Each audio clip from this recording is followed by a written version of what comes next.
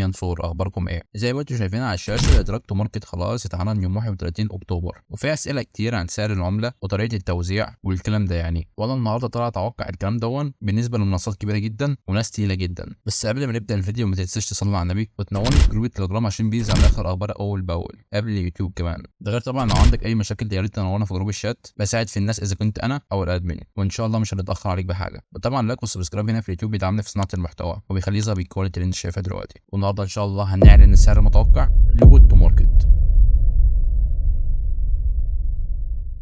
قبل اي حاجه خلينا نشرح البوتات دي على السريع جدا، هي ملهاش شرح ولا حاجه. دي بوتات من البوتات اللي انا مسميها افتح واركن، مش هتاخد منك اي وقت نهائي. تقدر بتفتحها وبتخلص المهمات اللي فيها وبترميها لحد الايردروب بتاعها. وفي بوتات ساعات بتخليك تفتح مره واحده بس في اليوم. فالبوتات دي سهله جدا جدا جدا، وشرحها بالظبط مش هياخد دقيقه في القناه عندنا. اول بوت هو بوت باندا فيه 2 مليون و100 الف شخص. طبعا بتفتحه وبيحسب لك عمله التليجرام بتاعك زي ما انت شايف كده وبس، وبتخلص المهم اللي فيه. طبعا شبه بوت دوجز وكاتس وايجل وراتس وكل البيتات اللي احنا شرحناها على القناه اللي بنسميها افتح وركن. تاني بوت معانا هو بيج ذا هاوس بوت في 5 مليون ونص يعتبر. برضه بتفتحه وبيحسب لك عمله تليجرام، وفي خانه البيج تاسك اللي تحت على اليمين دي بتخلص طبعا المهمات اللي عندك هنا على الشاشه. وطبعا في مهمات بتشاهد اعلانات شبه المهمه دي مثلا للسنه لمده 14 ثانيه وبتاخد النقاط بتاعتها. والبوت اللي بعديه هو بوت دوكس، بوت ضخم جدا عليه 8 مليون مستخدم. برضه بتفتح البوت وبيحسب لك عمله تليجرام، وبتلاقي هنا برضه مهمات تحت بتخلصها وبتركن البوت. لكن اي مهم يطلب منك تدفع تون ولا حاجه ما تعملهاش. عندك هنا برضه مهمات اهي. والبوت طبعا زي ما انت شايف سهل جدا، بيعتمد على عمله تليجرام.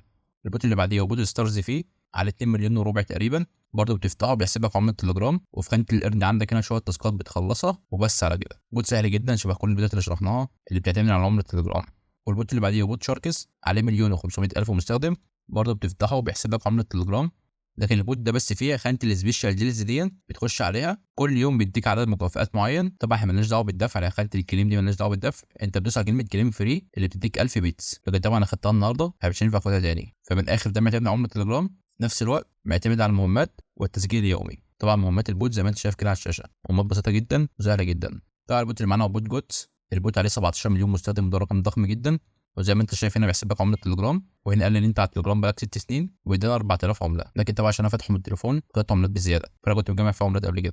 كل اللي فيه برضه هيحسب لك عمله تليجرام، وخانه الديل تشيك ان اللي فوق دي بتدوس عليها برضه بتشوف اعلان، وبعد الاعلان بيضيف لك مهام التسجيل اليومي وبس على كده. يعني انت بتفتحه كل يوم مره وبس على كده. زي ما انت شايف ضاف لي 500 عمله. وطبعا حته المراهنات برضه هقولها في الفيديو عشان الناس برضه تعمل حسابها، عشان جوه البوت هنا في مراهنات. وطبعا دي المهمات اللي جوه البوت هتلاقيها في خانه الميشنز، خلصها برضه عشان يكون على قد اللي انت تفتح تعمل مهمه التسجيل اليومي وخلاص على كده. طبعا زي ما انتم شايفين البوتات دي بتنزل على قناه التليجرام الاول، فيا ريت تنور في جروب التليجرام عشان هو مهم جدا. وطبعا ده جروب الشات بتاعنا، يا ريت برضه تنورني فيه عشان برضه تدفع الناس، وبننزل عليه كل حاجه مهمه برضه، وبنطلع عليها لايفات وبنعمل عليها كل حاجه. وخلينا بقى على طول نخش في صلب الفيديو. البوتات اللي انا لسه شارحها من شويه طبعا هتلاقي اللينكات بتاعتها ولينك قناه التليجرام تحت في الديسكربشن. لكن في بوتات من البوتات دي ممكن تقريبا 2 ولا 3 في كده حته مراهنات اللي انت بتراهن على عملاتك. طبعا ممكن تكسب وممكن تخسر، طبعا الكلام ده حرام. فيا ريت ما حدش يلعب في المراهنات خالص، ويعتمد على عمر البوت في التليجرام بتاعك وشويه المهمات وخلاص على كده، وركن البوت بقى. لكن ما تلعبش مراهنات ولا اي حاجه. وانا حذرت اهون عشان ما حدش يقول لي انا شرحت مراهنات، انا ما شرحتش مراهنات. انا قلت برضه ايه اتك على الحته دي. بالنسبه للفيديو بتاع النهارده اللي هو ادراك ماركت، زي ما انتم شايفين على الشاشه التوتال سبلاي بتاع العمله 350 مليار، وده بس 70% من الايردروب. والكوميونتي اند يوزر لهم 50 مليار، وليكويديتي 50 مليار.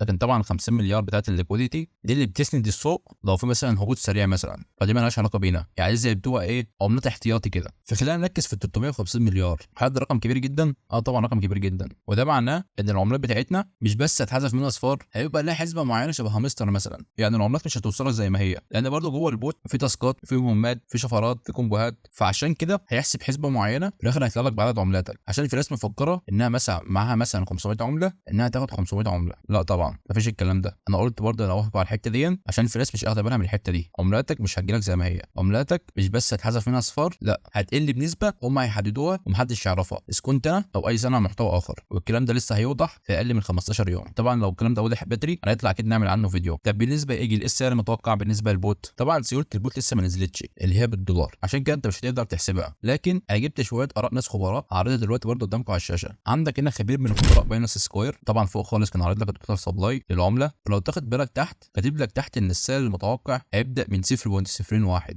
هو طبعا شيء جميل ده في حاله ان انت تاخد عملتك كامله، لكن زي ما قلت لكم هي مش هتيجي كامله نهائي. هي ممكن تبقى حلوه في حاله واحده بس، احنا لو خدنا عملتنا وحذفت منها 0.1 بس ممكن يطلع مبلغ كويس، لكن زي ما قلت لكم مش هتبقى دي الحسبه خالص، هيبقى في حسبه ثانيه خالص يعني. لكن لو العملات اتحذف منها 0.1 بس وضربتوه في الرقم اللي قدامكم على الشاشه اللي هو 0.01 هيطلع لك مبلغ كويس. ده اول خبير من خبراء باينانس سكوير. وتاني واحد يتوقع لك سعر العمله شبه الاولاني بالظبط، من 0.01 0.05، برضه البدايه من 0.01. ففي ناس كتيره جدا متفقه على الرقم ده، ومكتوب كمان انها ممكن توصل ل 0.05. واكيد طبعا نتمنى في حاله ان التوزيع بقى توزيع عادل، توزيع يرضي كل الناس، مش 5 6 دولار، لا يكون توزيع عادل، لان برضه احنا بقالنا كتير جدا في البوت. طبعا ده خبير ثالث، لكن هنا كان متوقع ان هو يحرق كتير جدا من العمله، يعني ممكن يشيل لك مثلا 4 ولا 5 اصفار تقريبا. فانا اتوقع ان سعر العمله ممكن يكون نص دولار، فانا حبيت اسيب السعر ده للاخر عشان برضه هو سعر مش منطقي شويه. ليه؟ لان اصلا توتال سبلاي 350 مليار، فانا ما اعرفش بصراحه اذا كان المشروع ده نازل قبل ما يتعلن عن توتال سبلاي ولا بعد ما يتعلن عن توتال سبلاي. فاكيد قبل. التوتال سبلاي 350 مليار، فاستحاله توصل العمله لنص دولار خالص يعني، عشان كده حبيت اسيبه للاخر. لكن هو طبعا سعر مش معتمد، فالسعر النهائي بالنسبه لي متفق مع الراي الثاني اللي هو ممكن يبدا من 0.01 ويوصل ل 0.05، وممكن يقل عن كده وممكن يعلى عن كده، لكن طبعا يا ريت ما يقلش عن كده خالص. لكن برضه الواحد ما يعرفش طريقه التوزيع، وزي ما قلنا ان شاء الله تكون طريقه عادله. طبعا اخر الاخبار هتنزل على التليجرام قبل ما تنزل على اليوتيوب، فده طبعا احنا في مسابقات بنعملها في جروب الشات، فتاكد ان انت منضم في الجروبين. طبعا هتلاقي لينك البوتات ولينك منصه التليجرام تحت في الديسكربشن، لو عاوزت مني اي حاجه خش كلمني وانا تحت امرك. وبس كده، اشوفكم على خير الفيديو القادم.